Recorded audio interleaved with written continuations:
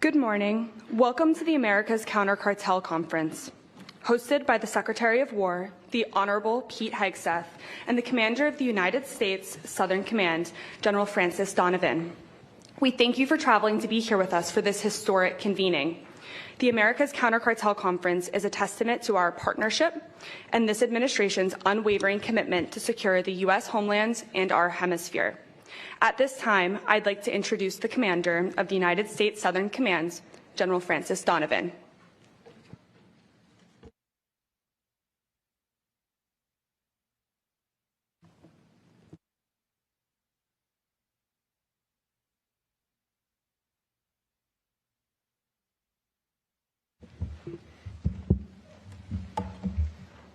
Buenos dias. Welcome to Doral, the United States Southern Command, for the America's Counter-Cartel Conference. It was a pleasure to meet many of you last night at the reception, and even better to see many of the friends and teammates we met last month at the CHODS conference in Washington, D.C. Secretary Hegseth, sir, thank you for hosting this vital gathering and your enduring leadership.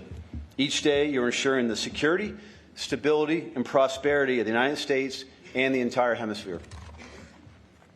I'd also like to welcome and thank the Deputy Chief of Staff for Policy and Assistant to the President of Homeland Security, Mr. Stephen Miller. The Undersecretary of War for Policy, the Honorable Eldridge Colby, who will be joining us virtually today. The Chief of the National Guard Bureau, General Stephen Nordhaus. Spock, thank you very much for being here. The Assistant Secretary of War for Cyber Policy, the Honorable Catherine Sutton. The Acting Assistant Secretary of War for Homeland Defense and the American Security Affairs, and my now best friend, Mr. Joseph Umar.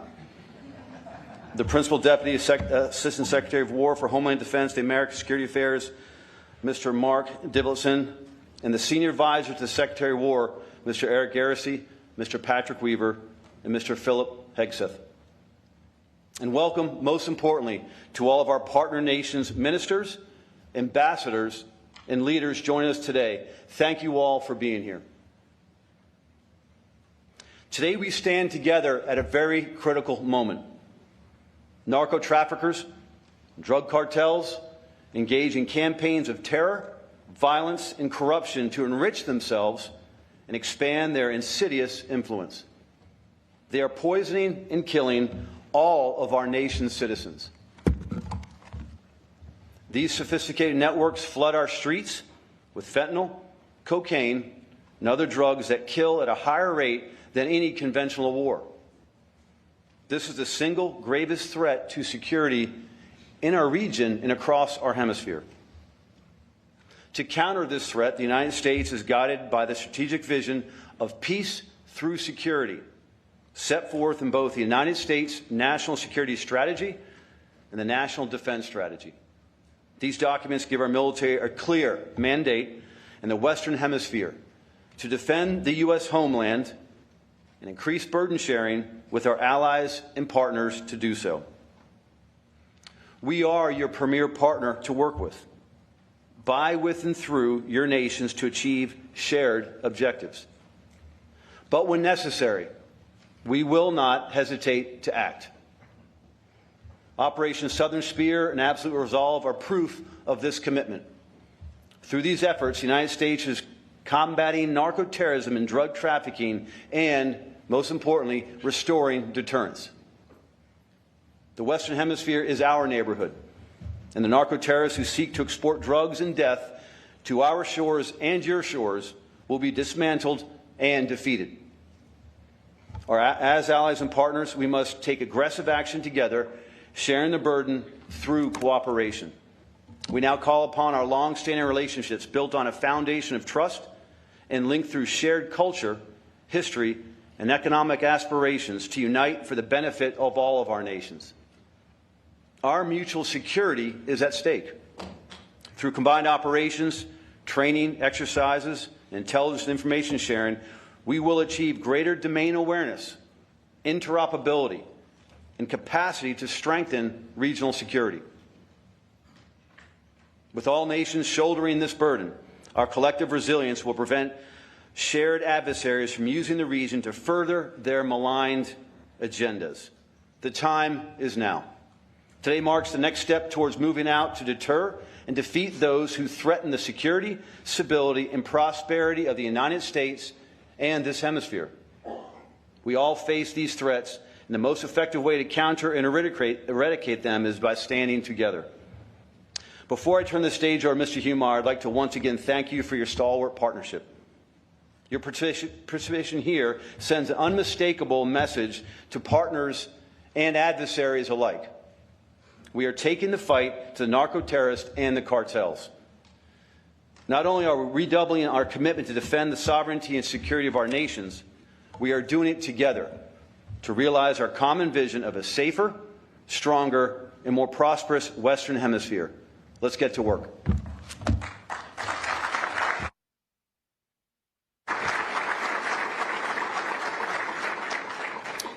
Thank you, General Donovan. Ladies and gentlemen, performing the duties of Assistant Secretary of War for Homeland Defense and America's Security Affairs, Joseph Humire.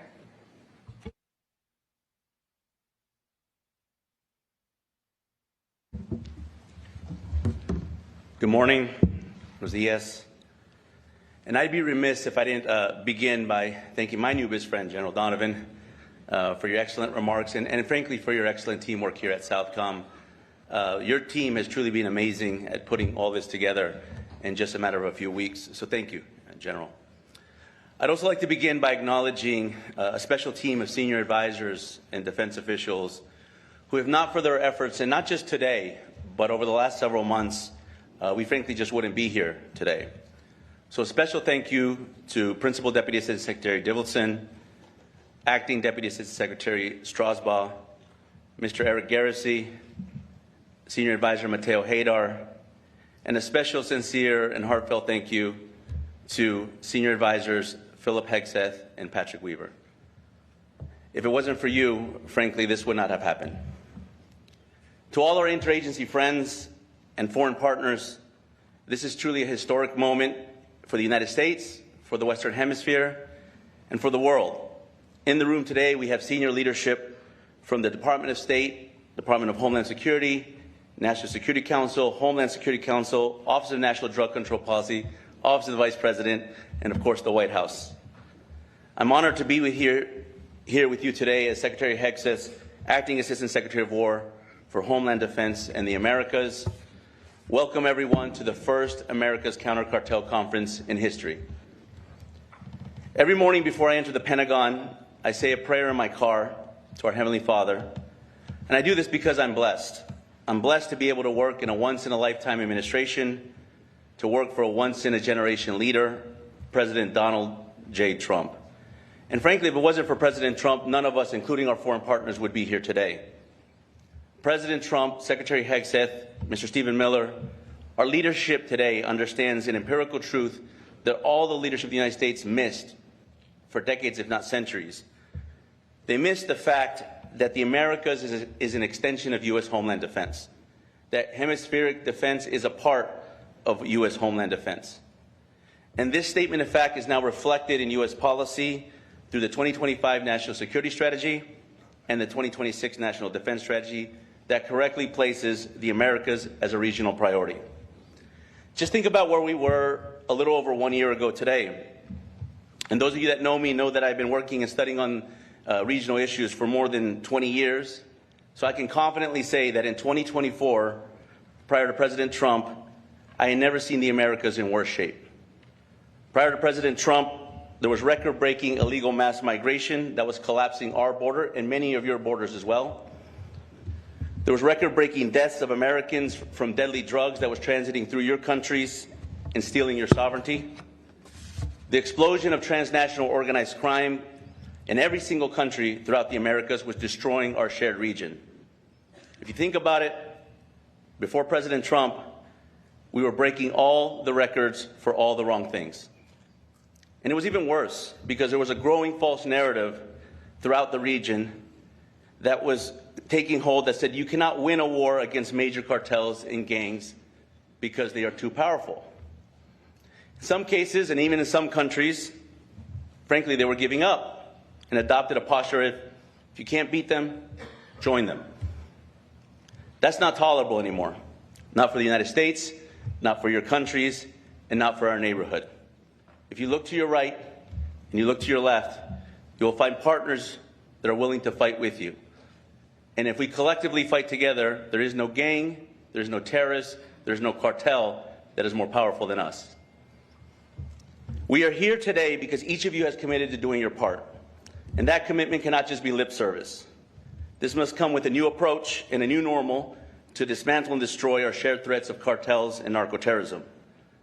There'll be a lot of discussions today on a myriad of topics, but I really want to quickly emphasize two that are central to this effort: border security and deterrence. If you do not control your borders, you do not have a country. Border security and territorial integrity, as President Trump has shown, is possible. Since 1648, since the Peace of Westphalia, sovereignty has been the bedrock of human flourishing. You do not have a democracy if you do not have your sovereignty, and you cannot have sovereignty without borders. Open borders make transnational organized crime fundamentally transnational. And you do not combat transnational crime with transnational institutions. You fight it with borders and national sovereignty. If we remove the transnational from transnational organized crime, it becomes a local problem, becomes a solvable problem. The second point is on deterrence. Interdiction, while necessary, is not deterrence. Dialogue, while useful, is not deterrence. Failing to control your prisons, your borders, or your waters is not deterrence. Going on offense is deterrence. Operation Southern Spear shows that the deterrence is taking lethal and bold actions, and our goal is for every partner in this room today to start leading deterrence-focused offensive operations against your cartels. And finally, to wrap up, I want to make a point about geography, because geography in this hemisphere is indispensable to security. I mean, the secret sauce of Latin America and the Caribbean to be a regional priority for the United States, it's not the size of your trade, it's not your populations or your military. It's because we are always going to be connected because of our shared geography. The United States understood this going back to 1815, when two leaders in a relatively young Department of War pushed back against their own establishment at that time, not to look north or to look east, but rather to look south. The Department of War back then fought and won the Battle of New Orleans in 1815 that connected the United States to what is now the Gulf of America. And that moment 210 years ago connected my country to yours. And just a few years after that, these same two leaders led the Department of War to fight another war on our southern border, the Seminole Wars. This time to protect our borders against Indian tribes that trespassed our land, raided our towns, and killed Americans. We ultimately won these battles and transferred the great state of Florida in 1821. And then a mere 2 years later, one of these leaders declared something called the Monroe Doctrine. The legacy of then Secretary of War James Monroe, who later became President James Monroe, and Major General Andrew Jackson, who also later became president, defines the challenge that we have before us today. They say history doesn't repeat itself, but it tends to rhyme. And our interest over this shared geography is the same today as it was 200 years ago. Today, the Department of War once again has historic leadership under Secretary Pete Hegseth, committed to working with all of you to secure the Western Hemisphere once and for all. Thank you. God bless you.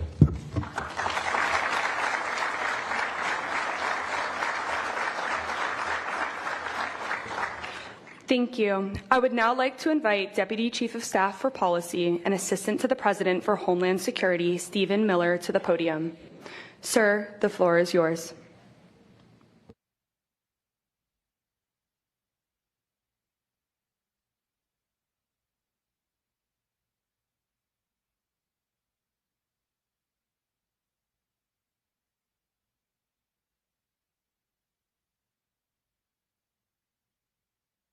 General Nordhaus, and thank you to my good friend Secretary Hegseth, who I've long admired but I've gotten to know personally in the last number of months, and he is as fine a gentleman and as fierce a warrior as you will ever meet, and we've all learned to put our faith and confidence in his leadership of the War Department, so thank you, Pete.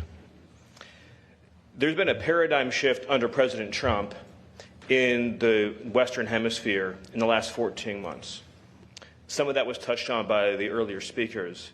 but just to restate it, we are not going to cede an inch of territory in this hemisphere to our enemies or our adversaries.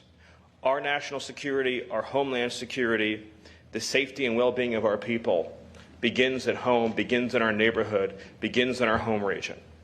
And for too long, we have allowed foreign enemies, foreign adversaries, and enemy terrorist organizations to control territory and spaces in this hemisphere where they can project power, project threats, and directly threaten the lives of your citizens and our citizens. And so under the leadership of President Trump, we are using hard power, military power, lethal force to protect and defend the American homeland.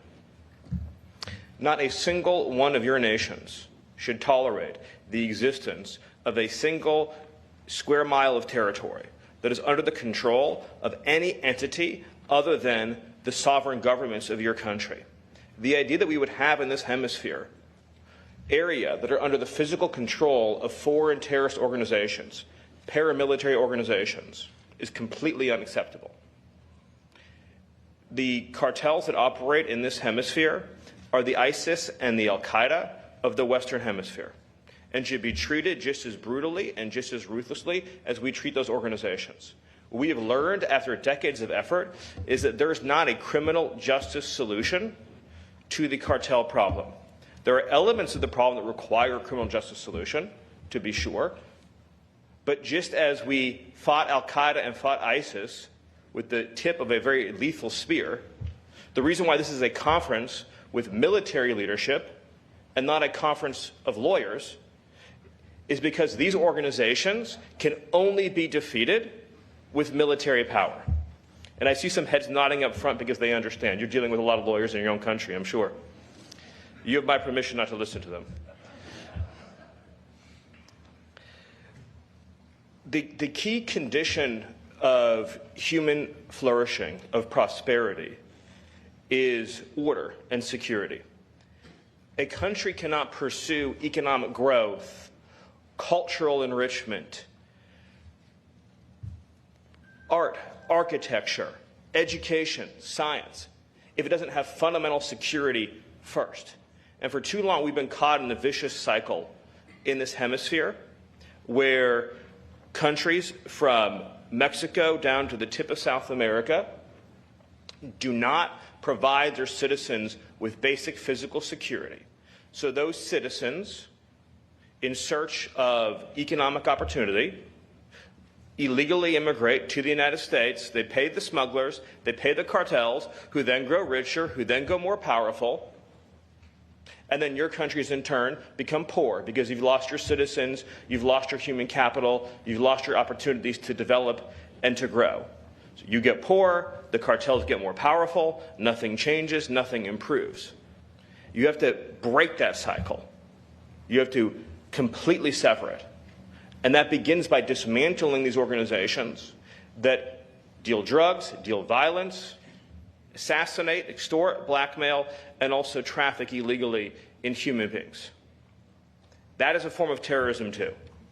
Illegal immigration facilitated by criminal networks is a form of terrorism. And those who are stealing your children and stealing your families and stealing your human capital are part of that terrorist continuum and should be thought of as such.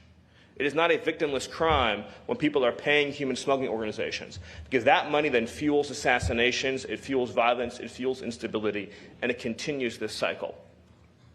For decades, a lot of organizations were sent to your countries. These are known as NGOs. I think you know the term, non-governmental organizations. And they gave you very, very bad advice for a very, very long time. And basically, they told you, in short, that you needed to be softer and gentler and nicer to the criminals, and that you had to demilitarize your approach and extend more rights and more opportunities to the people who are sabotaging and destroying your society. I would make the point to you, as others have pointed out before, including the president of El Salvador, that the West only achieved the place that it did in human history because it spent previous centuries eradicating the criminal elements within its territories. So the West that we came to know, that had the great music and architecture and science and the most powerful economy, it had spent centuries previous to that establishing order first. So that by the time you get, to say 18th century England, 19th century England, there have been centuries of previous history in which ruthless means were used to get rid of the people who were raping and murdering and defying established systems of order and justice. And then when people could live freely and peaceably, and children and families and women could be safe, then it became possible to pursue all of these higher elements of life. So when people who are coming to countries like yours that have had struggles and difficulties and pains and challenges, and they're telling you anything other than first and foremost, secure your countries and your territory, they're giving you not only terrible advice, but advice if someone had come to Europe centuries ago and they had followed that advice, Europe would have never become the Europe that it eventually became. And the reason why many Western countries are struggling today is they've forgotten the eternal truth and wisdoms they once followed. And that's why here under President Trump in America, we are returning to those fundamental truths. We're returning to those fundamental principles.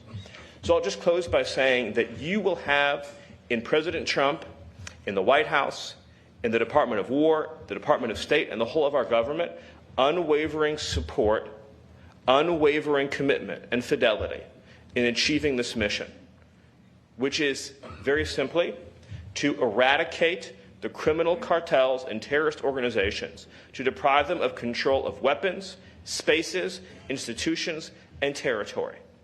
And the human rights that we are going to protect are not of the savages that torture and rape and murder. The human rights that we are going to protect are of the peaceable citizens who have an absolute human right to live in physical safety and security every day of their lives. And in that mission, I promise you, we will be your closest partner. Thank you.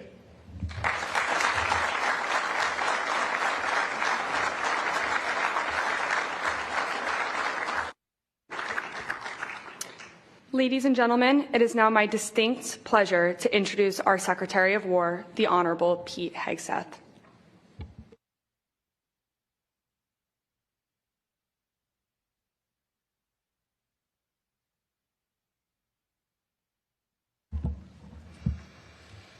Well, good morning, everybody.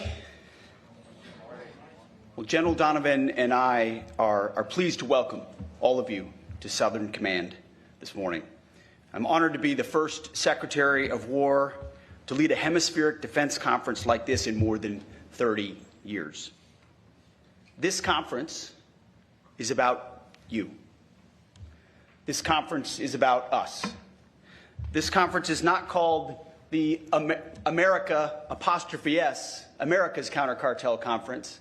It's the America's Counter-Cartel Conference. This is about what we together can do. You know, it's been more than 200 years since our nation struggled for independence from foreign rule. The War of 1812 was about the United States defending its independence and protecting its territory.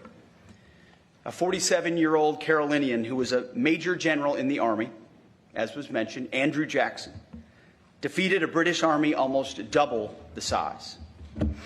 Addressing his troops after victory at the Battle of New Orleans, Jackson declared, "Natives of different states acting together for the first time have reaped the fruits of an honorable union."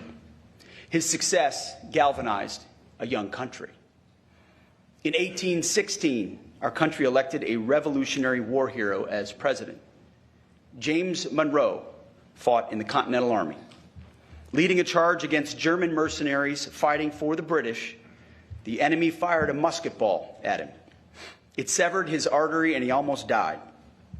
But the young captain rallied and grew to be governor of Virginia, Secretary of War, and one of our greatest presidents. In 1823, President Monroe said that the United States owed the success of that young country to the candor and amicable relations with other powers to affirm our national policy. President Monroe declared, "We should consider any attempt on malign countries to extend their system to any portion of this hemisphere as dangerous to our peace and safety." It was the Monroe Doctrine, of 1823. And today, some 200 years later, we still marvel at the wisdom of President Monroe's declaration. We, like you, want borders and sovereign territories that are secure. We want unfettered access to key terrain and trade so that our nations can industrialize.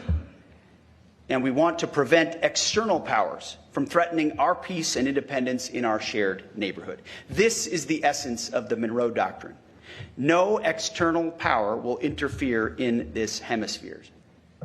Ours should be a region of strong, sovereign nations. It's the same principle that animates President Trump's defense approach today. President Trump and his Department of War are ushering in a new era of homeland and hemispheric defense, rooted in the unique heritage of our nation and your nations. Under President Trump, we restored the Department of War.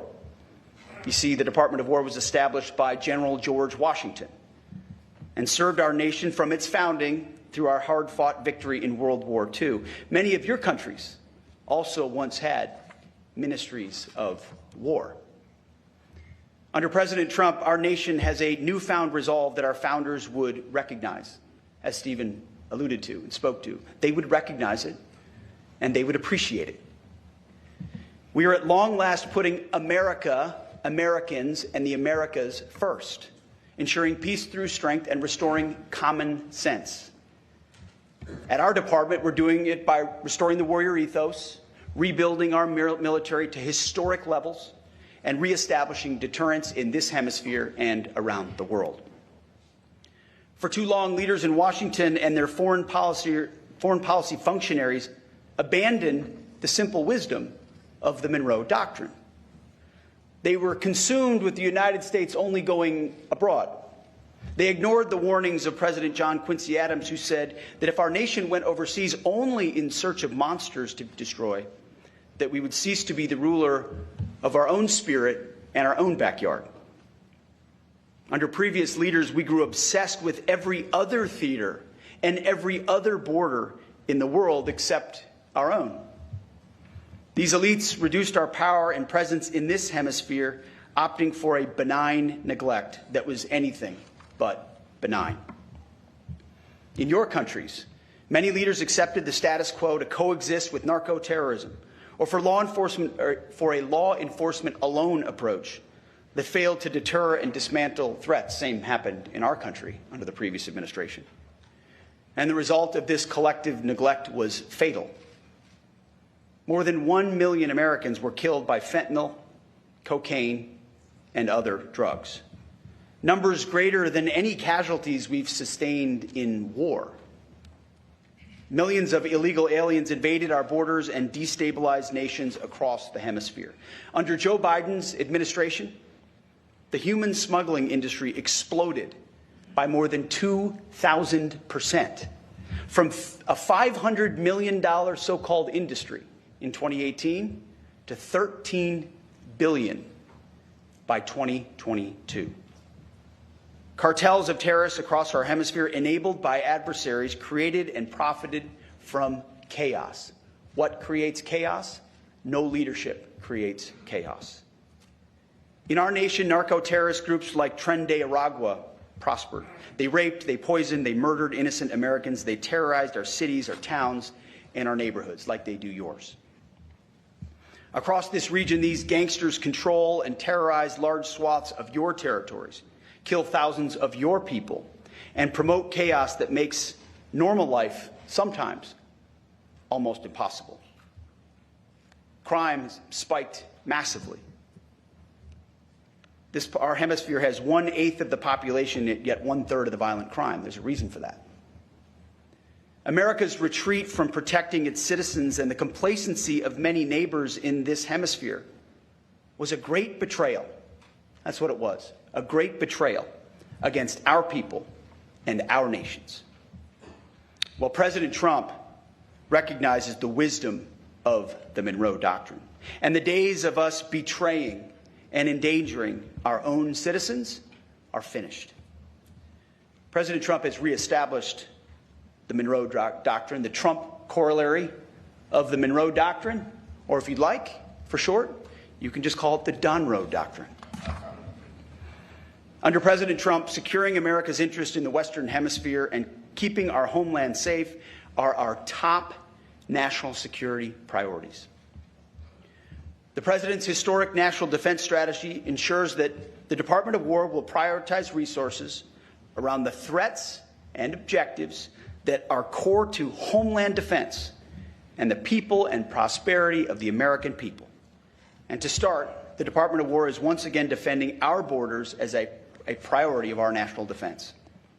With our law enforcement partners, we are defending our borders and making our streets safe again. Crossings at our southern border, at the U.S.-Mexico border, have dropped to the lowest number in history. Murders nationwide have plummeted by more than 20%. We now have operational control of our southern border. 0 people are crossing our southern border. We will not rest until we have complete operational control of every inch of all of our borders. So it starts with us. We're addressing it, but we're not stopping there. Under President Trump, for the first time in history, the Department of War is on the offense against narco-terrorists as well. I should back up a step, though. In order to get 100% operational control of our border, we didn't just look at Border Patrol and say, that's your job. It's a law enforcement function. We deployed the United States military. Right now, the Division Command of the 101st Airborne is in operational control of the southern border. We ensured that the most capable assets we had in our country were deployed to our own border to defend that border against the narco-terrorists and drug dealers seeking to enter our country, not treating it simply as a law enforcement function, working with our partners, but recognizing it's a core military function. But going on offense with Operation Southern Spear has restored deterrence against the narco-terrorist cartels that profited from poisoning Americans. Last month, we went a few weeks without targeting a single boat. Why? Well, because we couldn't find a whole lot of boats to sink. And that's the whole point, is to establish deterrence from narco-terrorists who have been able to traffic almost unfettered. And if the consequence was simply to be arrested and then released, well, that's a consequence they'd already priced in a long time ago. A new dynamic had to be put in motion in order for their decision cycle to change. And when adversaries are forced to move out of comfortable positions, as you know, as military men and women, they're more vulnerable when they're moving in a different direction, which is also the point. Drug overdoses that kill our citizens have dropped. Flows of fentanyl, a weapon of mass destruction, are down 56%. We will continue to destroy these threats. In January, U.S. forces raided and arrested the most dangerous house and the most dangerous compound inside the most fortified fort in the capital city of Caracas, of 2 indicted individuals, Nicolas Maduro and his wife, fugitives of the U.S. law. Operation Absolute Resolve showed the bravery of America's best, our warfighters. Nobody can do what the United States of America can do. It's not even close. President Trump has shown what is possible when you reject the status quo delusion that threats to our homeland and our hemisphere are somehow secondary. America is prepared to take on these threats and go on the offense alone if necessary. However, it is our preference, and it is the goal of this conference, that in the interest of this neighborhood, we all do it together with you, with our neighbors and with our allies who are eager and willing and capable. To do this, to work together, we must first acknowledge what was lost and then understand what needs to be restored. All the nations represented in this room are offsprings of Western civilization. Our nations are and always will be united by our heritage, our history, and geography in this new world. We share the same interests. And because of this, we face an essential test. Whether our nations will be and remain Western nations with distinct characteristics, Christian nations under God. Proud of our shared heritage with strong borders and prosperous people ruled not by violence and chaos, but by law, order, and common sense. Or whether we are permanently torn apart by something else, led astray by competing forces, radical narco-communism and anarcho-tyranny, which threaten our people, borders, and sovereign lands in the name of a false sovereignty or a false peace. uncontrolled mass migration, which overwhelms domestic resources intended for deserving citizens and drives unchecked crime and unchecked violence. Or the belief in so-called globalism that seeks to erase our distinct national identities in the name of tolerance, erase our borders in the name of compassion, and erase our warrior ethos and that which makes us strong in the name of so-called diversity and political correctness. One of the dumbest phrases in military history, which used to be echoed from the former Defense Department in the previous administration, they would say it over and over and over again, was "Our diversity is our strength." It's the single dumbest phrase in military history. Because what is our strength is our unity. Our strength is in our shared purpose, in the training we do together, the capabilities we have to do, we can do together. In our context, the Constitution we swear an oath to defend together, the uniform we wear together. That is our strength. We reject other notions and offer a new choice. We must defend our national interest and restore our national identities. Otherwise, the outcome is the same. Our hemisphere will be poorer, more dangerous, and weaker. This matters not because we seek to preach to you about culture wars or ideologies, or to tell you how to run your countries. We're not here to tell you how to run your countries. Instead, it matters how we assess the threats facing us and the choices that we make on how to overcome them. That is what will define our destiny. President Trump understands that today's threats to border security and key terrain in our hemisphere are existential questions for our nation and for all of yours. When adversaries conduct incursions in this hemisphere, off the coast of a U.S. state, Alaska, or off the coast of Greenland, or in the Gulf of America, or the Caribbean, that is a direct threat to the United States homeland and to peace in this hemisphere. When adversaries control ports or infrastructure along strategic choke points for U.S. and hemispheric trade, such as the Panama Canal, or install military facilities just miles off our shore, that is a threat to the United States homeland and peace to this hemisphere. When terrorist killers and cartels capture strategic infrastructure, resources, and entire towns or cities close to U.S. borders and U.S. shores, or profit from mass illegal migration, that is a threat to the United States homeland and a threat to all of you as well, to the Americas. The same adversaries that threaten our shared heritage threaten our shared geography as well. They seek to displace the historic North-South relationship that we've always shared with some sort of a new global South that excludes the United States and other Western nations, but includes non-Western powers and other adversaries. The answer to our challenge is not to ignore our geography in the name of global interests, but to embrace our shared geography in the name of national interests.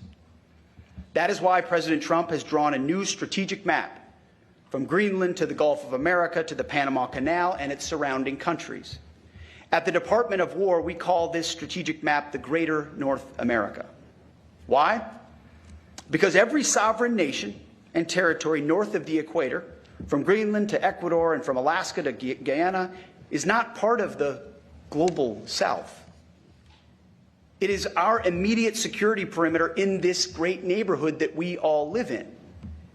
Each one of these countries border either the North Atlantic or the North Pacific. Each one of these countries sits north of the two basic geographic barriers that exist in this region, the Amazon and the Andes Mountains. This is basic geography that we don't teach in schools as much as we should. And it restores our North-South relations, and we must get it right.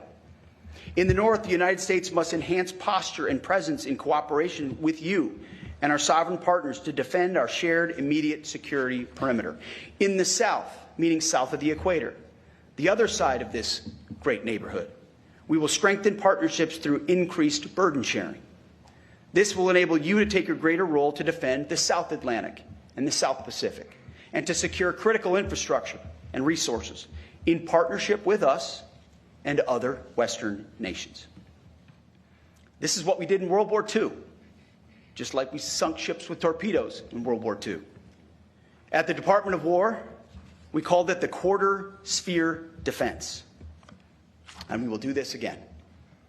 If we're serious about our national security, and if we prioritize geography, business as usual will not stand. This means that for every country in this hemisphere, border security must be your top priority. Border security is national security. President Trump said it when he first started to run. You're not a country if you don't have borders, and he's right. President Trump sealed our border by directing the military to mobilize resources and personnel to stop invasion by cartels and other criminal actors. You can do this as well, and many of you have.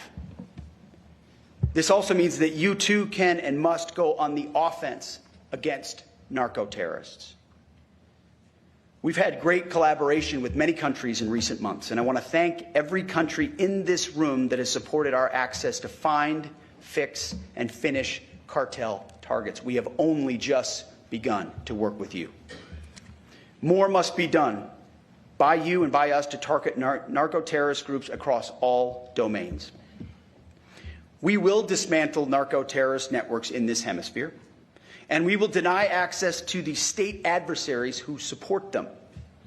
We will correct the mistakes of the past, the mistakes of the so-called Global South. I want to thank General Donovan, who has been an excellent partner and a great new leader here at Southern Command. One of the great mistakes of the past was that our leaders didn't provide the U.S. Southern Command with the support that it needed. It was a command chock full of lawyers and social workers and NGOs, law enforcement. That's changing. General, I'm directing my team to correct these historic failures, to ensure that your command has the resources and staff that you need for this robust mission ahead. It's the least we can do. I want to, absolutely, thank you.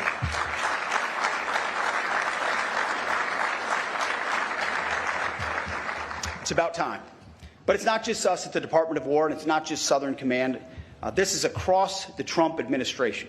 This is across the Department of War as well. Stephen Miller, thank you for your support and your leadership, for your clarity, understanding why this matters to each American citizen, and why the War Department is central to ensuring that it happens. It doesn't happen without President Trump, and it doesn't happen without your clarity and your leadership. I want to thank General Nordhaus as well for your support at every level. There's so many to thank. I see Corey Lewandowski here from the Department of Homeland Security. It doesn't happen without the Department of Homeland Security. Of course, Joseph Humeyer, the other part of the new bromance between him and General Donovan. Eric Garrissey, who from day one in my office, he was my first sergeant in Iraq. He's one of my senior advisors. Day one, he worked at Southcom for a long time, said, we need to be focused on the cartel threat.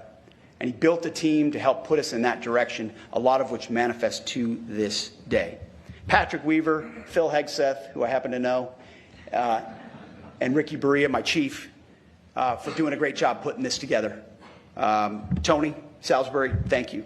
So many folks that every single day in Washington, I hope you know, are working hard to run as fast as you are, to stand alongside you in this mission. This is not a conference with flags so we can pat ourselves on the back. I can tell you that if I sold that to President Trump as the objective, he'd kick me out of his office. This is an operational conference to bring our countries more closely together to achieve a shared objective, and do so aggressively. This is not a one-way street. Every partner in this region has to do more and invest more in your security as well. We, like you, want a hemisphere of sovereign, secure, and prosperous nations. We, like you, want what another great American president, Teddy Roosevelt, called the permanent peace on this hemisphere, and it will require action from all of us. You know, our schools used to teach American school children about our blessed history. Every child in grade school grew up knowing the remarkable story of this country. They knew that President James Monroe was once an orphan, that at a mere 16 years old, he had to look after his siblings. I've got an almost 16-year-old. He couldn't look after anything. It's remarkable. Well, that orphan grew to be not just one of the greatest presidents, but one of our greatest Americans. after his presidency when his wife died and he became frail and ill with heart failure. But he still spoke about what he called our shared cause of liberty, still talked about the toils and the perils of our war for independence. James Monroe, our 7th president, died on July 4th, the 4th of July, Independence Day, 1831, 50 years after 1776. What I like to say is, here at the Department of War, we're in the 1775 business, which is when Americans took up arms before they even declared independence. All of you are also in the 1775 business. Without the force of arms, without our militaries, we cannot keep our country safe. That's my responsibility, and it is yours. With Donald Trump in the Oval Office and with all of you here, we can still realize that long ago dream of James Monroe in our time. We will make the Americas great again. Thank you, and God bless you.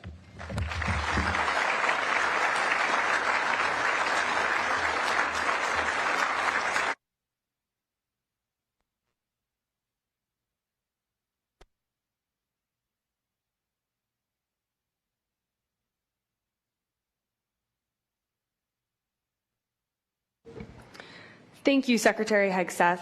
We now invite each of our partners to provide short remarks. Please deliver your remarks seated at your chair instead of coming up to the podium. Prime Minister Phillips of Guyana, you have the floor.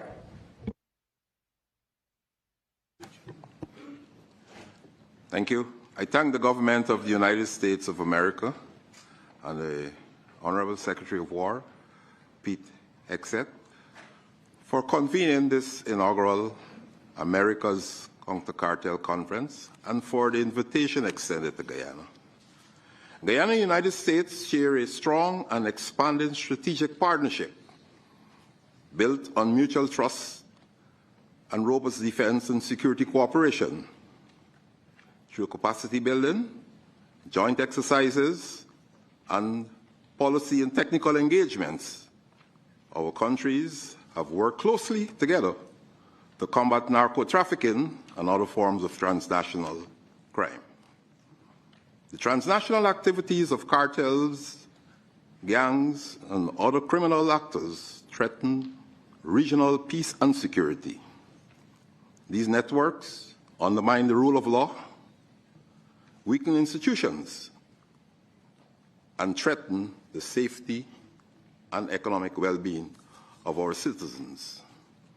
For countries like Guyana, located along important maritime and regional transit corridors, addressing narco-trafficking and narco-terrorism requires strong cooperation among our nations. These threats demand coordinated intelligence sharing, enhanced operational cooperation, and strengthened defense capabilities across the hemisphere, and to continue to respect the sovereignty and territorial integrity of every state.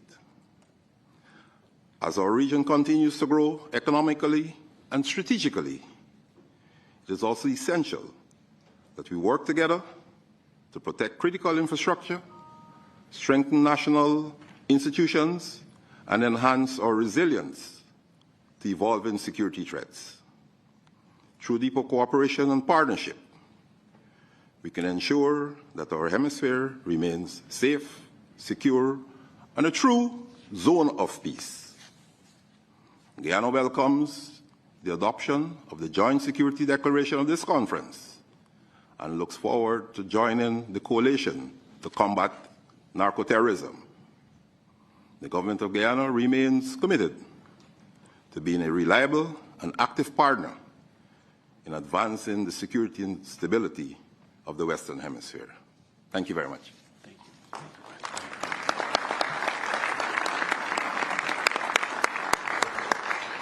Thank you, Mr. Prime Minister. Lieutenant General Presti of Argentina, you have the floor.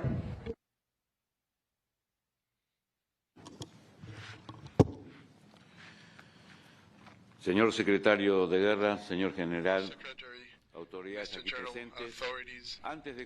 Before I begin, I want to mention our respect for the American military who recently lost their lives in combat following their duty.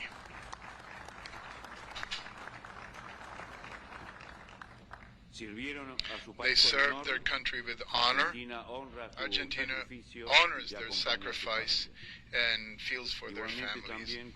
Likewise, with the accident that the Bolivian Air Force, a brethren country, our condolences. I come here in the name of the President of the Argentinian nation, our Commander-in-Chief of our armed forces, our leader, Javier Milei, to reaffirm our commitment, the commitment of the Argentinian Republic with the safety and the stability of our hemisphere. The states of this continent confront similar threats, maybe in different intensity, which affect our citizens, our property, our strategic resources, and our critical infrastructures. Before these challenges, defense is a central function of the state. Argentina has a key place in the southern part of our continent. We are a natural axis of projection towards South Atlantic and the Antarctic, and an actor with direct incidence in the world, the global commerce, both because of our strategic resources and our ability to produce. This is a relevant position within the regional safety and security architecture and globally, with the responsibility to contribute to the stability of the full American system. Our central axis of our defense policy is development of human capital and intelligent incorporation of technological innovation. This integration allows us to build modern armed forces, agile armed forces, and prepare armed forces to bring stability, previsibility, and cooperation in an effective international way in the regional area. Thank you.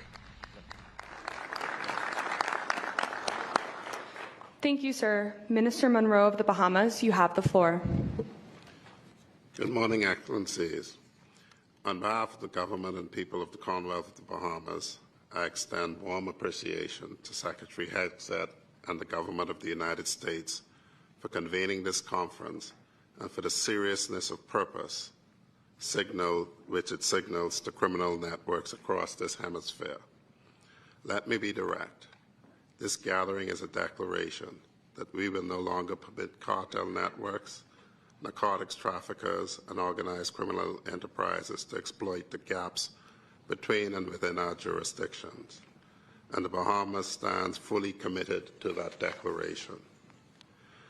Allow me to use this occasion to reiterate that the military cooperation between the Bahamas and the United States must be based on the shared commitment to peace, sovereignty, and security, consistent with our existing bilateral agreements and with full respect for sovereignty and laws of each country and with due regard to the international legal norms. The Bahamas intends to work closely with the United States Department of War in expanding joint military cooperation, recognizing the shared responsibility for regional security and stability. The Bahamas welcomes closer collaboration on military-to-military efforts regarding border security, counter-narcotics, interoperability, and intelligence sharing. The disparity between the scale of our security responsibility and our resource capacity is significant, and it is not sustainable. Our vast maritime domain requires continuous aerial and maritime patrols. Our surveillance infrastructure requires sustained capital investment, and our security personnel require advanced training in counter-narcotics, counter-trafficking, and cyber defense. The concept of peace through strength carries enduring resonances and if we are candid, enduring misapplications. For a small state like the Bahamas, it is not about arsenal size. It is about integrity of our institutions, the credibility of our courts, and the depths of our partnerships. Hence, peace through strength, as we understand it, is not unilateral. It is collective. It rests on the recognition that hemispheric security is indivisible, that what weakens Nassau ultimately weakens Miami, that instability in Port-au-Prince reaches Nassau long before it reaches Washington, and that small states on the front line of transnational crime deserve genuine partners, not conditional patrons. Let me close by stating the Bahamas' commitment and expectation with directness this forum warrants. The Bahamas will continue to operate as a frontline maritime security partner, disrupting narcotics trafficking routes, denying criminal networks the use of our waters and airspace, and contributing meaningfully to the security architecture of this hemisphere. The Bahamas brings to this partnership something no defense budget can manufacture: geography, institutional commitment, and a track record of cooperation spanning more than 4 decades. We ask only what we give: genuine partnership grounded in mutual respect and shared responsibility. The Americas either secures itself collectively or it fails collectively.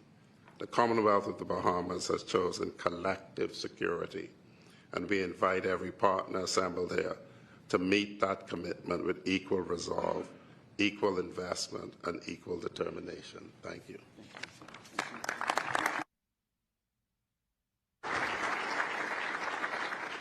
Thank you, Minister Monroe. Minister Marin of Belize, you have the floor.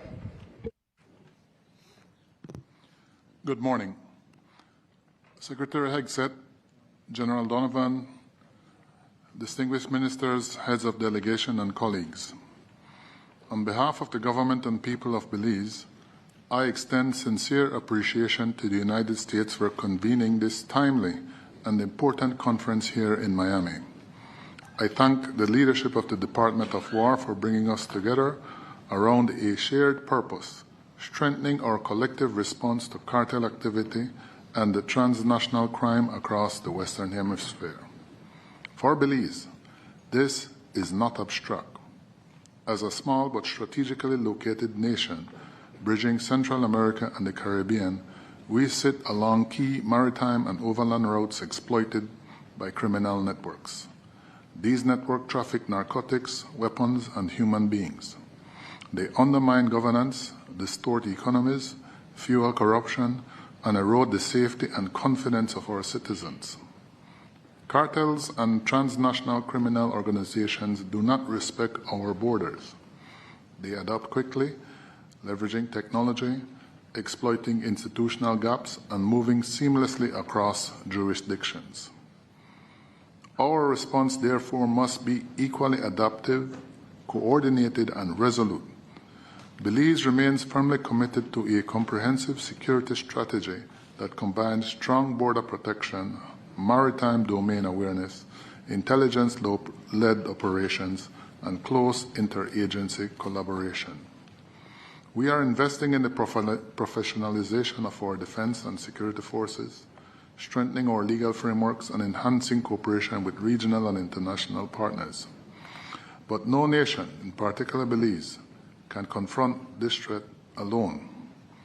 The Western Hemisphere is interconnected by trade, travel, and shared democratic values. When criminal networks destabilize one country, the effects ripple across us all. That is why partnerships, regional and multilateral, are not optional, they are essential.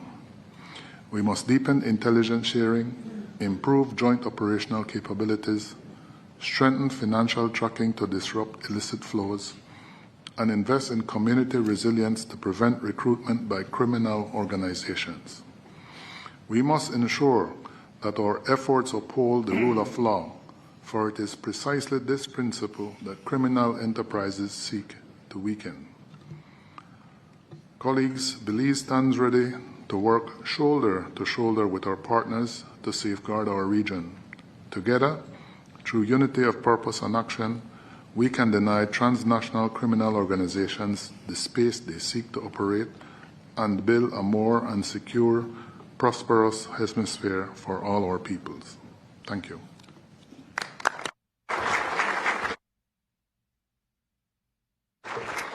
Thank you, Minister Marin. Minister Salinas of Bolivia, you have the floor. Thank you. Señor Secretario de Guerra, señor Comandante del Comando Sur General Donovan. Good morning. Good morning to the present authorities and to the delegates and colleagues from different countries. Bolivia comes to this forum fully conscious of the emergent threats that challenge the stability in our region, generating even tensions and instability between brethren countries with a permanent hybrid war situation. We understand that the transnational crime has mutated towards forms of an actor, para-institutional, operating with impunity through the borders, which until now have been porous, eroding effective sovereignty of our states. Before this challenge, Bolivia proposes the consolidation of a integral security. We want to establish mutual trust and combined actions with our neighbors and with the United States, aligning with the paradigm that security of one state is interdependent with that of its neighbors and allies. Our strategic geographical position with the synthesis where we have the Andes and the Amazon puts us in a critical place. We can allow transnational organized crime to use us as a hub for distribution and of substances, or weaken transnational in a sovereign hub that distributes information and security for the whole hemisphere. To reach this objective, my country is working with investment in the development of a integral system for surveillance, which integrates satellites, drones, radars, and radar data. This is our first strategy to close our borders, those which the organized crime has exploited, and fundamentally in order to control the gray areas which have constituted in our state after 20 years of deinstitutionalization. We understand that modern defense requires a multi-domain focus, since current threats exert a control not only of the physical space, but also in the virtual space and the cognitive space. It's the virtual and cognitive space where organized crime, especially transnational, has one of its most dangerous battles, affecting the locals, using them to exploit them, to use them for their ends. Our determination is clear. We want the action of the Bolivian state to attack the strategic nuclei of organized crime, reducing to the maximum any collateral damage. Nevertheless, to reach the due precision levels of technology, strategy, and decisional superiority that this mission requires, we need the active cooperation of our neighbors and allies in order to improve our operational capabilities.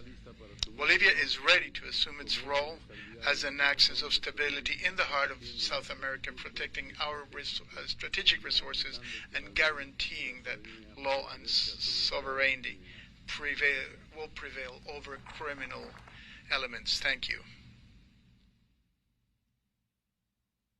Thank you, Minister Salinas. Mr. Barros of Chile, you have the floor. Thanks. Good morning. Thanks, Secretary Hegseth and General Donovan, and thanks to all of them who had created the initiative of this great meeting. It's great to see the government of the United States of America leading the war against cartels illegal immigration, and many social diseases our countries are suffering today. Let me respectfully say, welcome back. It's very good for us to see we have the States back again. And this conference and this meeting, and we are getting together, we are joining because there's a great threat in cartels and other criminals.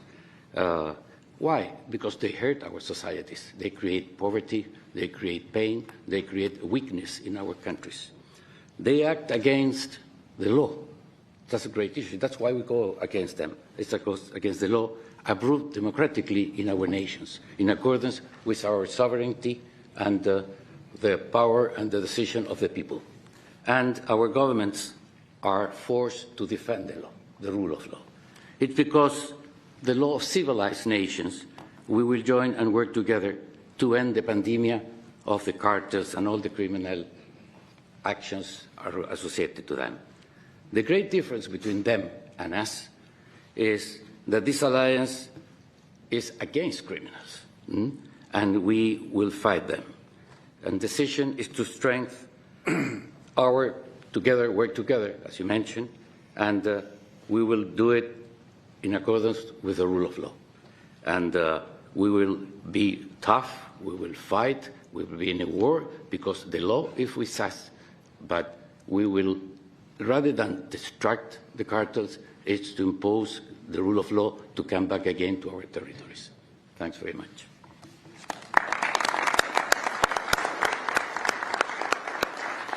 Thank you, Mr. Barros. Minister Zamora of Costa Rica, you have the floor. Me circunscribo a las palabras I want to extend my thanks to everyone. As my colleagues have said, we are thankful that the doctrine of the United States of the year 2026 gives priority to this continent because Mr. Higgs, you come in the moment that the Americas really need the support of the United States. Today, you're commanding, as in the past, Colonel Custer commanded the 7th of Cavalry, supporting the democracies in the continent at the moment in which we really need it. If we had to define the situation of the Americas before this current effort of the United States, we would have to define them as democracies that are committed or they're actually compromised by the power of drug trafficking and cartels. What the United States is offering us today is to work together so that our shared values of democracy and the civic values that we share with the people and the government of the United States become a reality in the whole continent. I'm talking to you from a country, Costa Rica, in which there's more Americans in our country than Costa Ricans in the United States.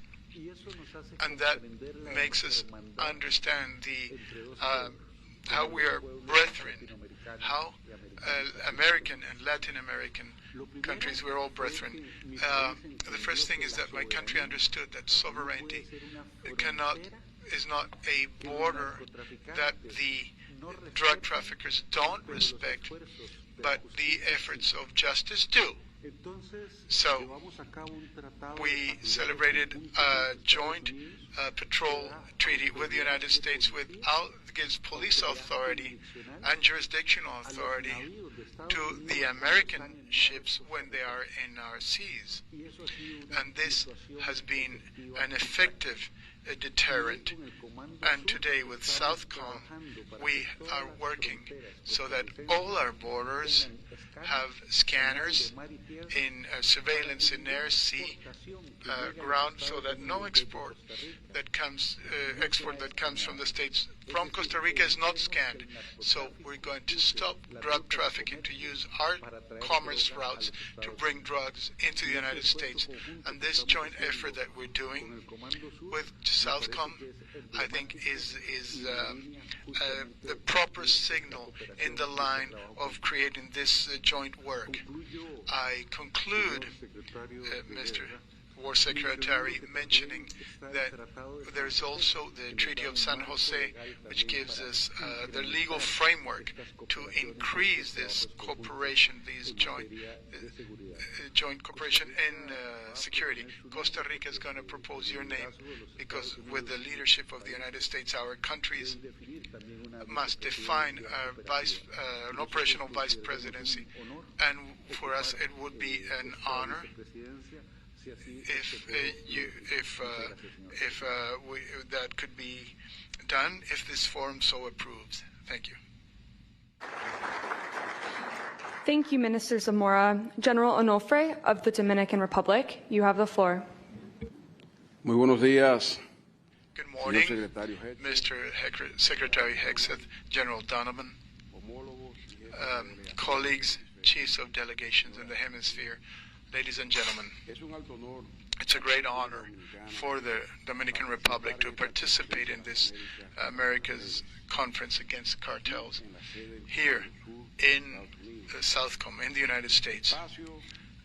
It's a space that reaffirms our common commitment with security and stability in the hemisphere. Our country recognizes that to advance in peace, we must ensure the safety of our countries and borders. There cannot be any sustainable development without security. There cannot be prosperity without stability. And our condition as Caribbean nation, which we have a key geostrategic position, we assume the challenge of countering drug trafficking, narco-terrorism, and transnational crime, and the emergent threats that impact directly our societies. We support this joint security declaration or statement oriented to increase multinational cooperation and strengthen our efforts in border security, protect critical infrastructure, and consolidate our cyber defense capabilities. These challenges do not recognize borders. Therefore, our response has to be joint as a region. We believe in promoting peace through the legitimate force of the state and in the strategic cooperation between allied nations. To join in a hemispheric coalition against drug trafficking and other threats is not only an option, it is a historical need. Dominican Republic reaffirms its commitment to stability, democracy, and the development of the region. We are ready to align our priorities, share best practices, that allows us to anticipate risks, deter threats, and protect our citizens. Together, with political will and coordinated action, we will strengthen the safety of the Western Hemisphere, and we will build a more prosperous future for our nations. Thank you. Thank you, General Onofre. Minister Lofredo of Ecuador, you have the floor. Good morning, everyone. I am here today representing the government of the Republic of Ecuador. I stand before this multilateral forum not only as a Minister of Defense, but as the spokesman for a nation that has decided with absolute firmness and political will to confront the greatest threat of our contemporary history, transnational narco-terrorism. We are at a turning point. The decisions we make at this conference will directly impact the security and stability of our future generations. Historically, our nations have shared the values of democracy, freedom, and the rule of law. Today, those values demand a common strategic response from us. On the basis of this principle, our national defense policy aligns with the United States National Defense Strategy. Ecuador recognizes that the border security is an essential component of national and hemispheric security. The threats we face have mutated, We are not dealing with dispersed criminal networks, but with destabilizing structures with transnational scope and links that erode democratic institutions. Narco-terrorist organizations not only traffic drugs, they challenge the legitimate authority of the state and affect the freedom and prosperity of our citizens. The security of our hemisphere is indivisible. Every nation that strengthens its capacities contributes to the regional stability. In this context, Ecuador's commitment to its own security also constitutes an important contribution to the security of the Americas. During the last few years, Ecuador has ceased to be merely a transit country and has become one of the main departure points for drug trafficking to international markets. This evolution of criminal activity has generated a wave of unprecedented violence in our recent history. In addition to this, there exists a structural factor that cannot be ignored. The expansion of illicit crops in the region and the modernization of production and distribution chains. As long as these dynamics persist, the pressure on our territories will continue, confirming that we face a challenge that transcends borders and demands effective cooperation among states. To address this, our government made a clear decision to restore the authority of the state without any ambiguity. Through the declaration of an internal armed conflict, our armed forces and national police, acting in a coordinated manner, are decisively confronting these groups, reaffirming the state's control over its territory and restoring the principle of authority. As the Ecuadorian government, we propose to strengthen cooperation on three specific fronts: reinforcing intelligence and interoperability capacities, modernizing border and port control using advanced technology, as well as a sustained support scheme that consolidates our institutional capacities in the long term. We need to keep in mind that it's not just about combating illicit shipments. It's about protecting our societies, our economies, and our future. Ecuador is willing to do its part. We hope to consolidate together with you, with all of you sitting at this table, a coordinated effort that ensures organized crime has no place in the Western Hemisphere. The effectiveness of that effort will depend on our ability to consolidate it by assuming real co-responsibility and sustaining it over time with the firmness and determination that this threat demands. Thank you.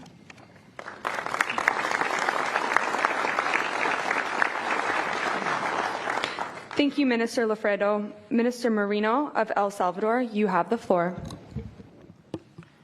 Señor Secretario de Guerra, Mr. General Donovan, Commander of Southern Command, staff members of the United States,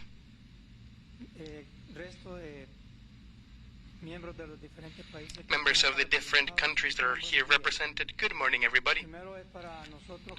First of all, as Salvadorians, it is an honor to have been selected to be a part of this select group of countries that have shown interest to generate a change in the hemispheric security.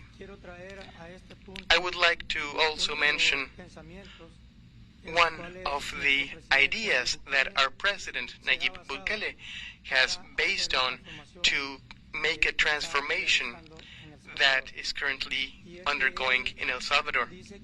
He says that the person who forgives the wolf sacrifices the sheep, and that is what was happening in our country. The NGOs, these human rights organizations, always said that you had to protect the children, the criminals, and obviously leaving in the hands of the criminals the honest population.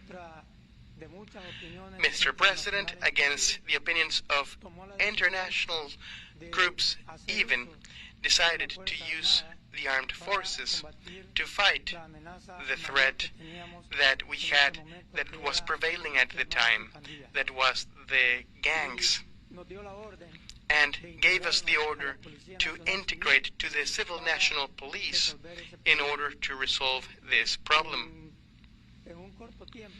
And in a short while, he transformed President Bukele, El Salvador, from being the homicide capital, the most dangerous country in the world, to become the safest country of the Western Hemisphere.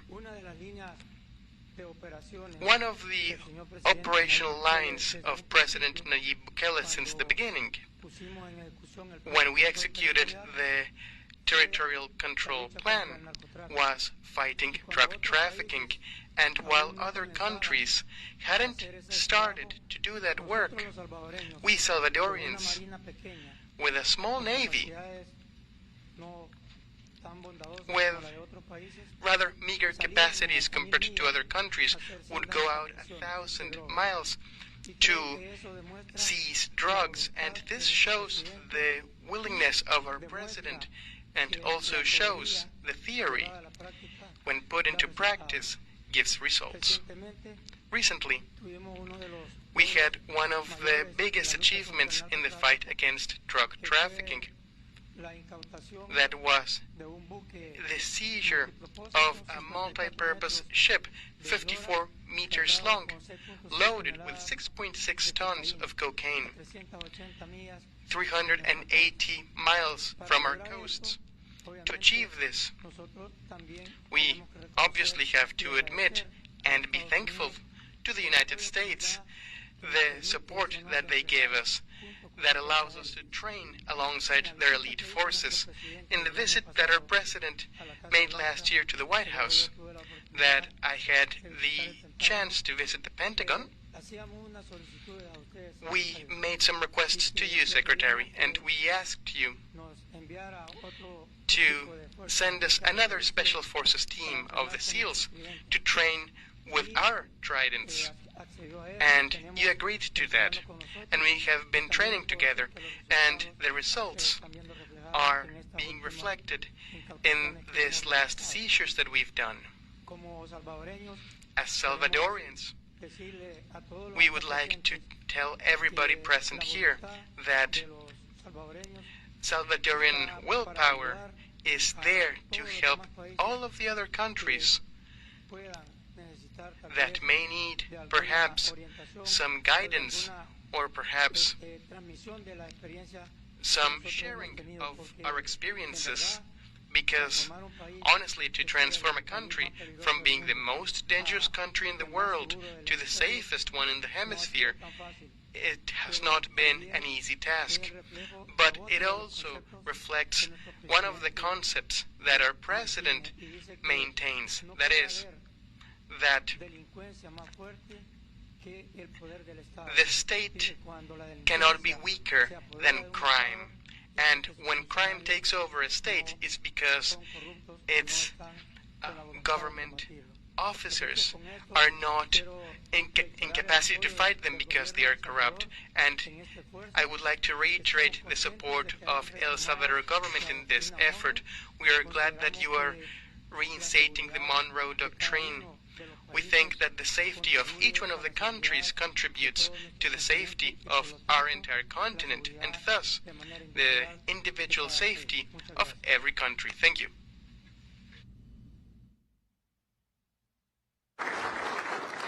Thank you, Minister Moreno. Minister Sáenz of Guatemala, you have the floor. Thank you. Good morning, everyone.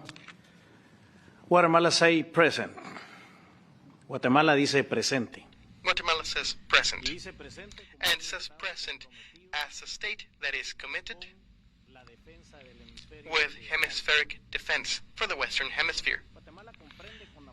Guatemala clearly understands that cartels are not just criminal organizations.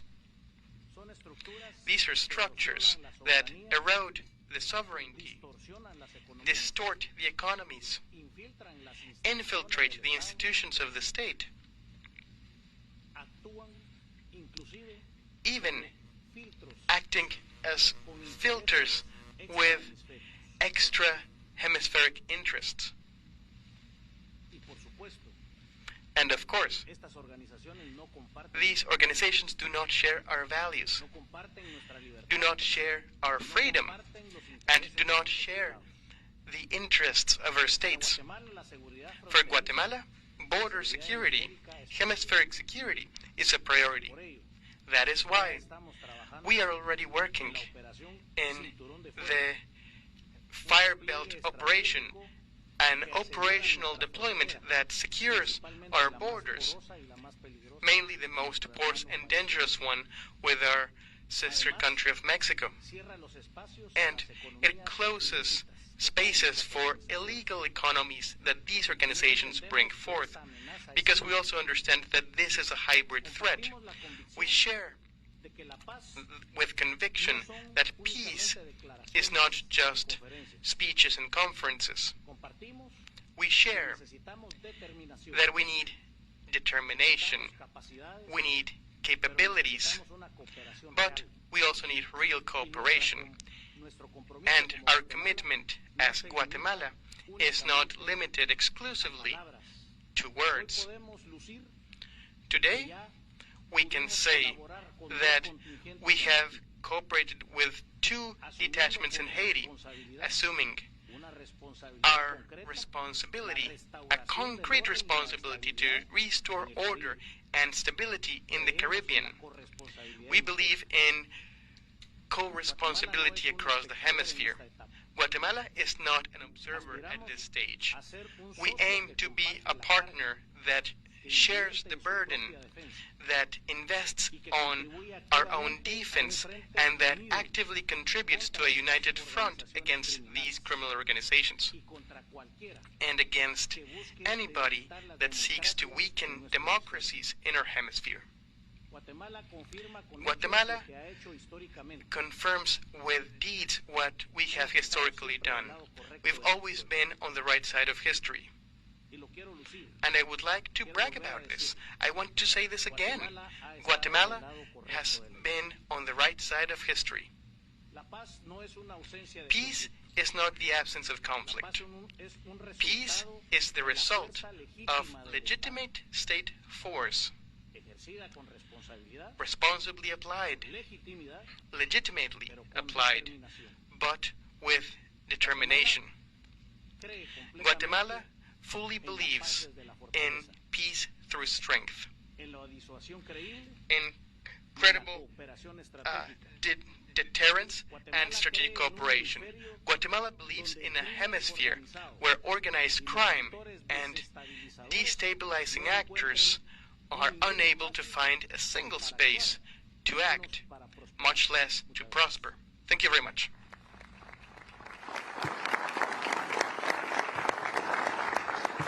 Thank you, Minister Sáenz. As a reminder to our partners, please try to limit your remarks to 2 to 3 minutes so we can stay on time. Thank you very much.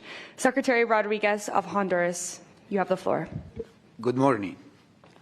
On behalf of the President Asfura, the State of Honduras, and the Armed Forces, we would like to express our sincere gratitude for the invitation to participate in this important conference. This forum reaffirms a reality we all recognize. The fight against cartels and transnational organized crime cannot be addressed in isolation.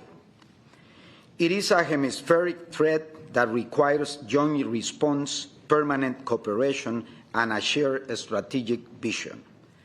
Honduras occupies a key geographic position in the continent, which has been exploited by criminal organizations using our territory as a corridor for illicit activities. In light of this reality, the new government has made a firm commitment to strengthen its operations and actively contribute to regional security. Today, this morning, we are here to reaffirm our commitment to work alongside our allies, friends, and neighbors. Through regional cooperation, sharing strategic information, and coordinating efforts to actively confront criminal organizations that threaten democracy. Honduras will continue to fulfill its responsibility with determination and with the firm's political will to maintain peace and security on the Americas. Thank you so much. Muchas gracias.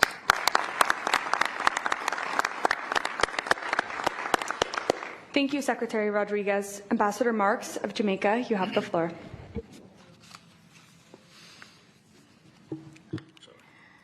Thank you. Honorable Peter Hegseth, General Francis Donovan, Mr. Stephen Miller, colleagues, ladies and gentlemen, thank you for this opportunity to be here this morning. I bring remarks on behalf of the government of Jamaica, and particularly our Prime Minister and Minister of Defense, Dr. Andrew Holness. But, Mr. Secretary, before I get into the remarks, I must tell you that back in December, when I met what I now call your crack team of Mr. Humir, advisors Weaver and Hegseth, I thought we were going to be having the usual committees and white papers. So today, having this meeting in such a short time is very commendable, and especially in light of what is happening all over the globe. To see you here, it conveys more than anything that you could say of your intention to be serious about the threats confronting our hemisphere. Thank you. Jamaica and the United States of America share a special relationship characterized by decades of strong bonds of friendship, development, and trade cooperation. This year, our countries will commemorate 64 years since the establishment of diplomatic relations. Jamaica's participation in this America's Counter-Cartel Conference is an extension of the strong relationship that exists between the United States and Jamaica. Transnational organized crime poses one of the most significant threats to Jamaica and the peace of our citizens and visitors. These threat actors leverage criminal networks transcending national borders with connecting nodes across the Americas that extend even beyond the Western Hemisphere.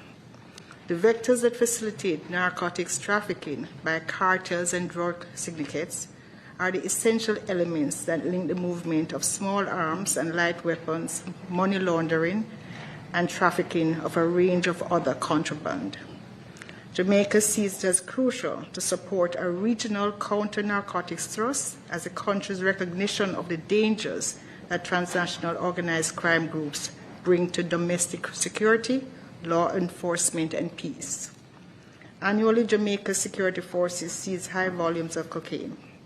And in fact, in 2025 alone, the security forces seized over 1,200 illegal weapons because of the nexus between illicit drugs and guns trade in the region.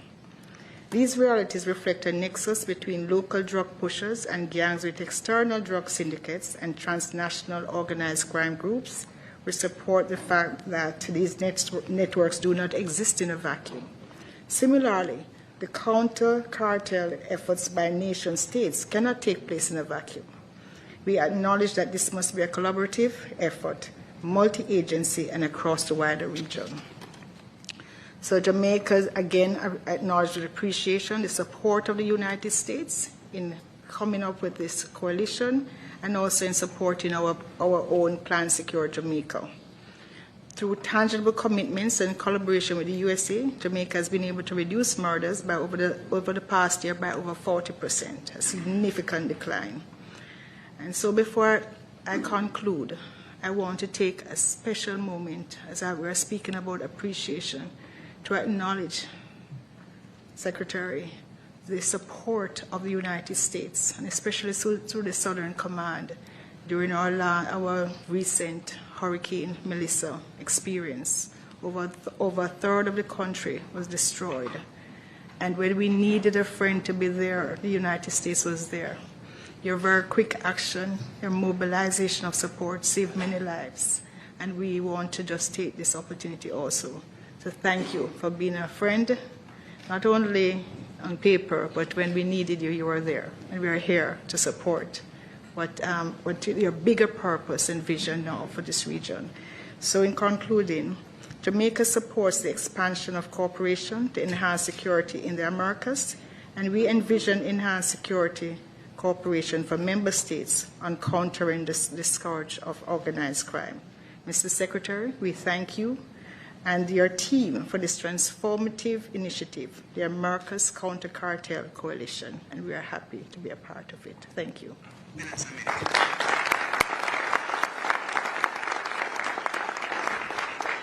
Thank you, Ambassador Marks. Minister Abrego of Panama, you have the floor. Sí, muy buenos días, Secretario Pete Hessek. Secretary Peter Hessek and General Frank Donovan, distinguished colleagues and representatives. It's an honor to refer myself to you in this international conference, which also reflects the fact that our current challenges go beyond our borders and require our cooperation. The convergence of leaders and experts here shows that we have a common vision to strengthen hemispheric cooperation, anticipate emerging risks, and consolidate capabilities that allow us to challenge these international threats that impact our stability and prosperity. We are within a dynamic strategic environment in which security is interconnected and multidimensional.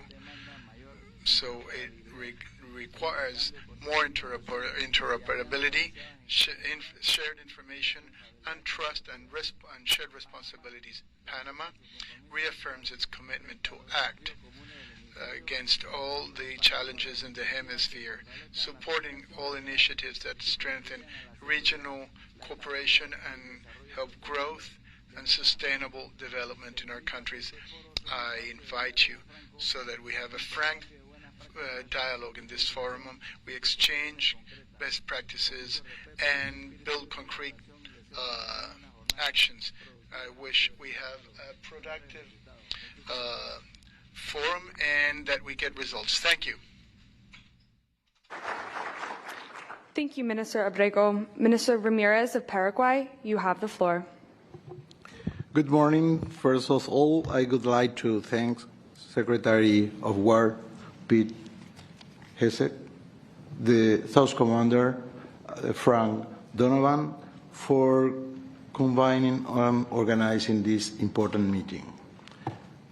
Your team is quite interested in coordinating all those activities that we are developing here. Dear ministers, authorities, colleagues, really, Paraguay is here because we share principles and values. And the leadership of the United States on this issue is quite important because those values are freedom, democracy, human rights, rule of law, and in God we trust.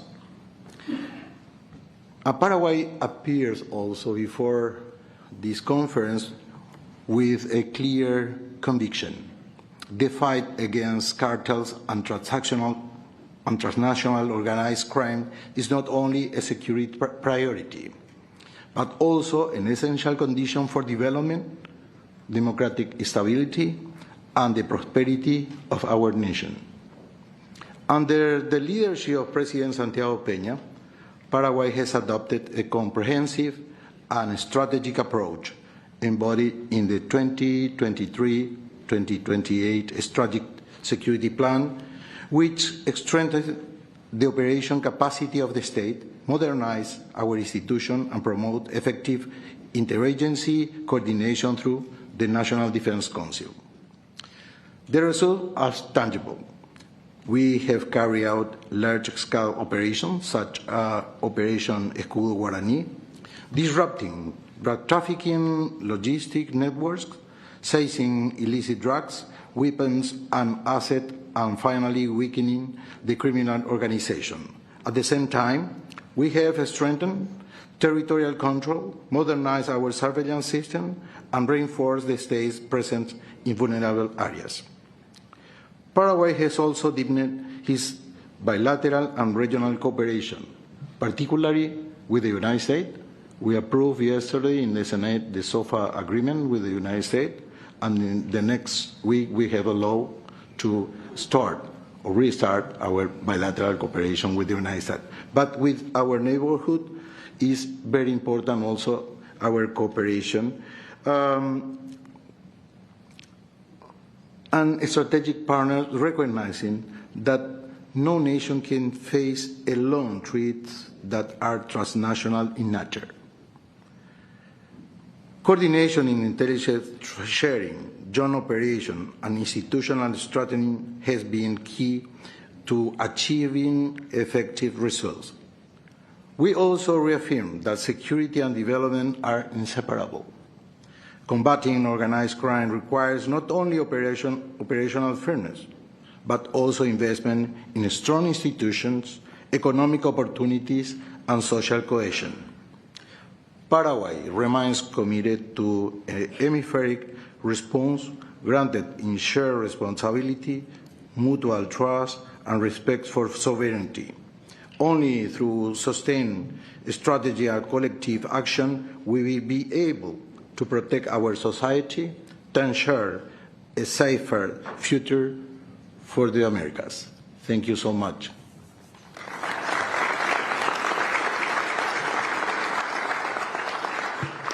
Thank you, Minister Ramirez. Minister Arroyo of Peru, you have the floor.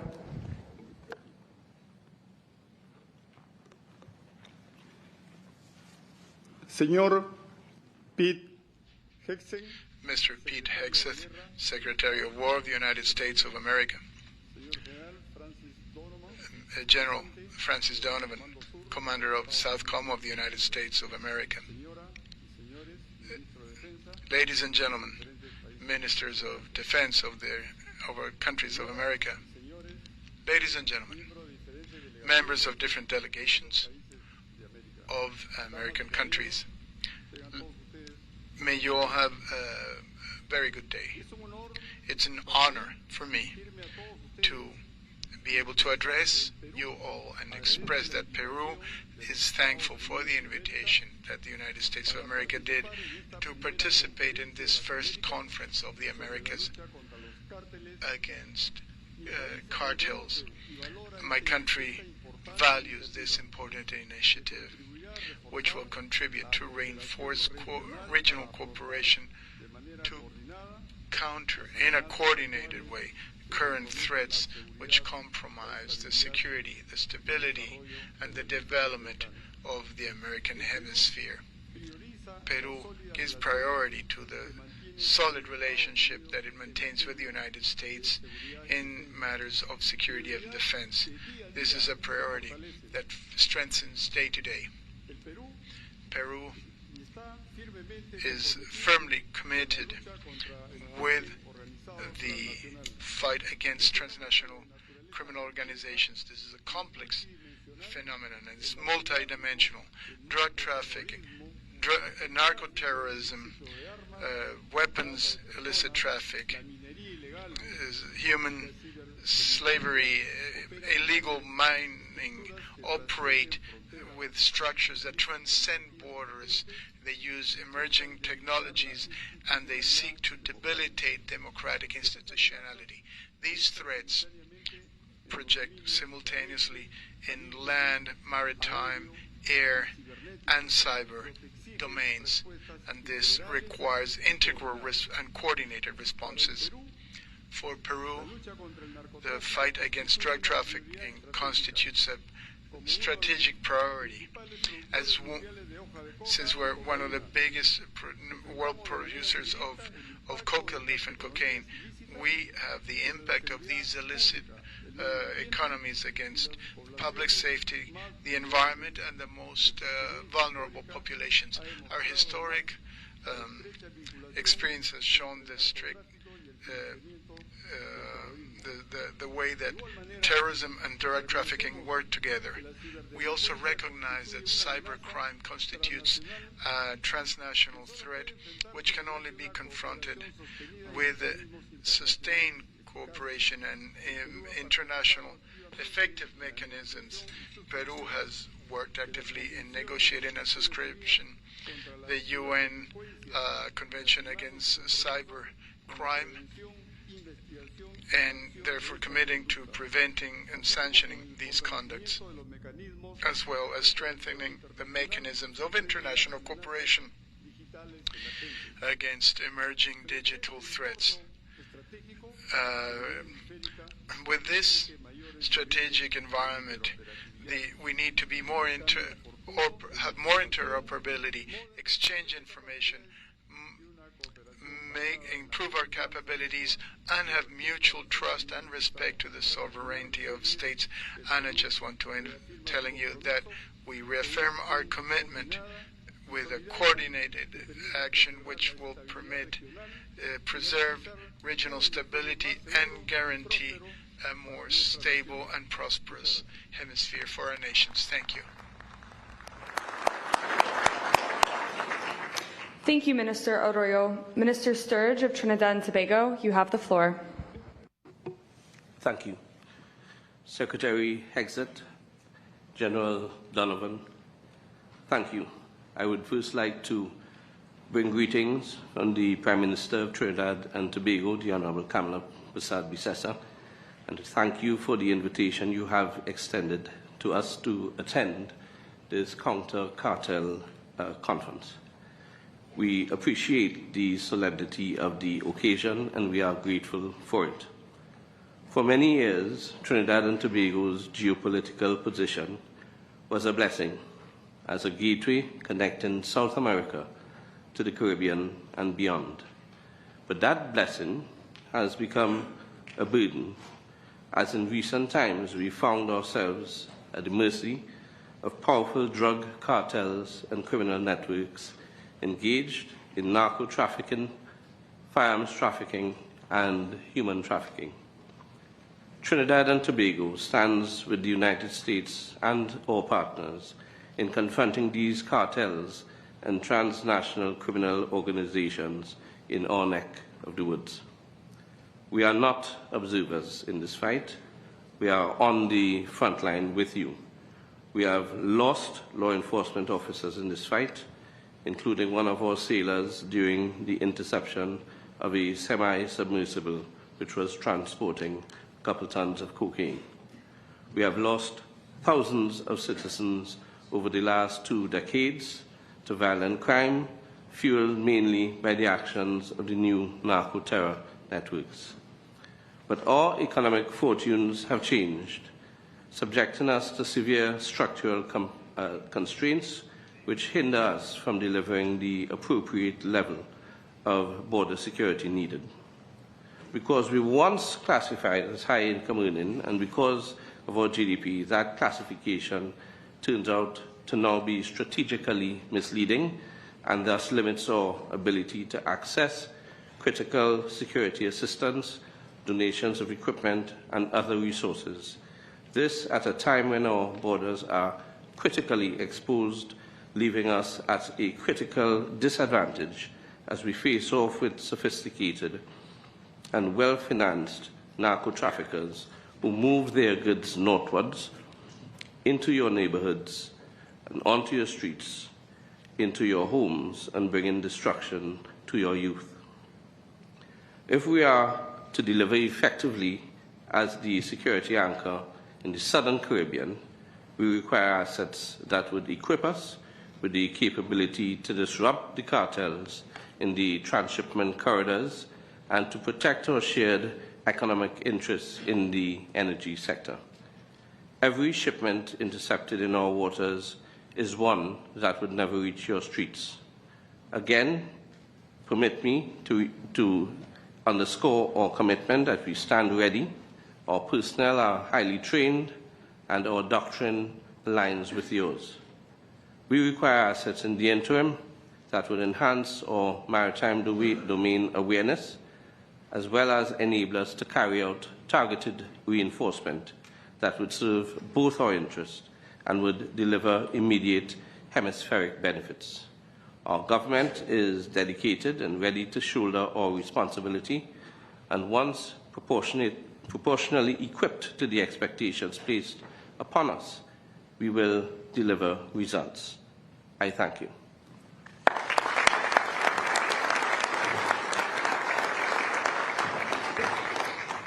Thank you, Minister Sturge. At this time, Secretary Hegseth invites all heads of delegation to join him at the table for the signing of the Joint Security Declaration.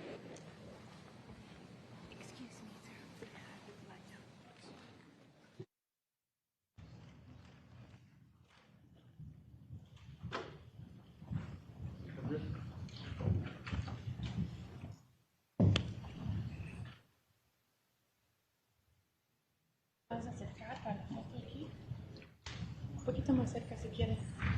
Más cerca. Sí, para la foto.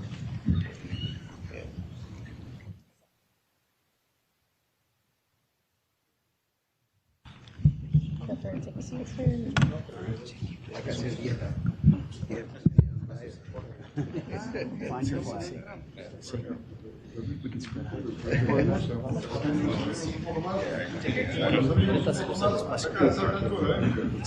Make room for the Prime Minister.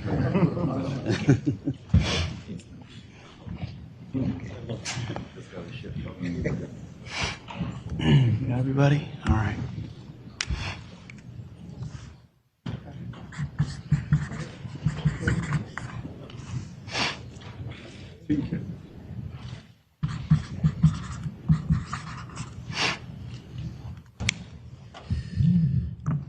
I'm the only one that needed to sign because everyone else already has. So here you have it.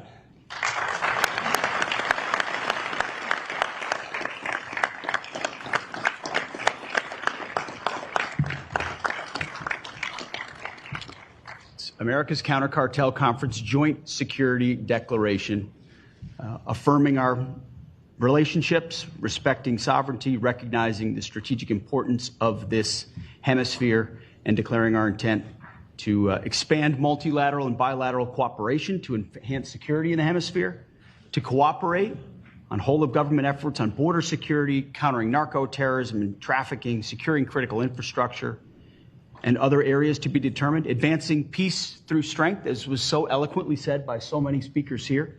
It means something to address future threats to our mutual interest and join together to combat narco-terrorism and other shared threats in the Western Hemisphere. Signed March 5th, the year of our Lord 2026, in English and Spanish. How about that? Thank you.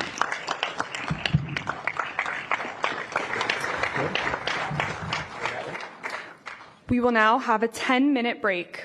Breakout sessions will begin promptly at 11:15. Secretary Hegseth will first host Caribbean nations on the first floor in room 136. Central American and South American nations will begin with counter-narcotics and cyber breakout discussions on the second floor.